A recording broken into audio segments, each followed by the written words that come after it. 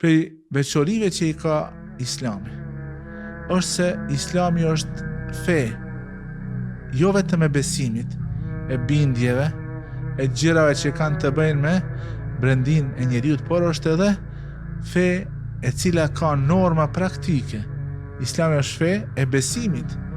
Nuk ka fe e cila në aq nivel të lartë, në aq shkallë të lartë, nuk e ka ngritur çështjen e monoteizmit. Dhe çdo gjë që e cenon, e rrezikon besimin edhe madhrimin e të vetmit Zot që është Allahu subhanahu wa taala, llogaritet se është shirk, është politeizëm i cili e çon njeriu drejt dënimit të pa përfundim në zjarrin e xhehenemit. Allahu në Kur'an thotë, Allahu nuk e fal që atij ti barazohet apo të besohet se ka dikush që është i barabartë i ngjajshëm me Allahun subhanahu wa taala. Se ne, si musliman, pasi që e përfundoj Ramazani, dhe ne në Ramazan dëshmuam se kemi energji, kemi mundësi të falemi, madje të falemi edhe namaz vullnetar, të agjërojmë, të privojmë vetveten nga disa gjëra të lejuara për një kohë të gjatë.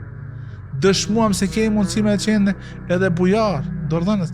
Dëshmuam se kemi mundësi të lexojmë më tepër prej Kuranit, të meditojmë lehtë Kuranit.